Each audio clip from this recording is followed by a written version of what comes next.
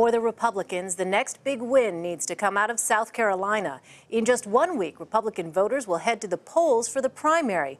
And with the votes come the delegates. 50 delegates are up for grabs in the Palmetto State. That's nearly as many as Iowa and New Hampshire combined. And in 5 of the last 6 elections, the winner of the South Carolina primary ended up winning the GOP nomination. So what's at stake? CBS News' DeMarco Morgan and Elections Director Anthony Salvanto are up at the decision desk to break it down.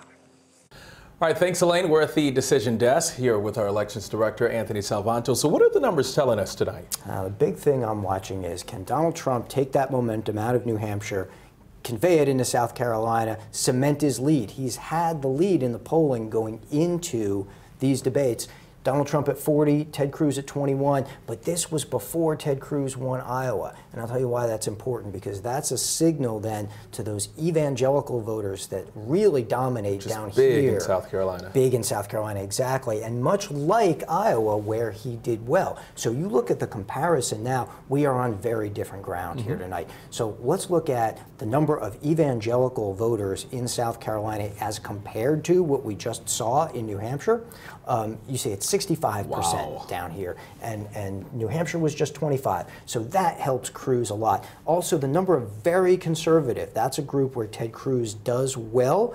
They're a little higher, 36, than they were up in New Hampshire. So that shifts the playing field maybe a little bit back to let him try to draw a little even with Trump. But it's interesting because Trump hasn't been attacking Cruz. And you would think that he would because of how well he did, of course, in Iowa. Yeah, well, we'll see what happens tonight, because I get the sense that those two are going to be jockeying for 1 and 2. One of the key things to watch, not just the college grads, which were a little bit higher in New Hampshire, but I think going after the independent voters becomes less important than it was up in New Hampshire. So Donald Trump is going to have to mind the fact that it's only 25% down here in South Carolina, 42% back in New Hampshire. So the shift there again goes back to appealing to Republicans. What did they want to hear? They were going to want to hear strong conservative messages. That's the kind of terrain you're on in South Carolina. Let's talk Jeb Bush right now, Marco Rubio. What's their plan? What should be their game plan right now? Well, coming into this, they were trailing at 3, 4, 5, all down the ranks there in the polling.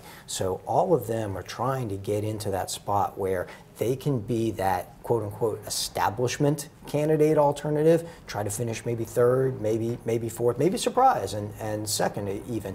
But what they're after is a stronger than expected showing. And so much of primaries is not just about grabbing delegates or grabbing some percent. It's about beating expectations. So what you watch tonight, I think, is can they make some of those inroads into those very, very conservative voters and appeal to them, try and get those bona fides up there, get into 3rd, maybe 2nd. And, of course, according to average polls, Trump is favored to win this state. Will we see another, sort of race to get to 2nd place like we saw in New Hampshire?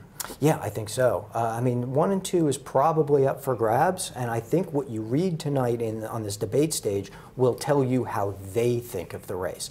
To your point, we can watch who they attack, who they go after. The person you're going after is probably the one that your campaign, maybe your campaign pollster, is back there telling you, hey, this is the guy nipping at your heels. All right, Elaine, we'll send things back to you.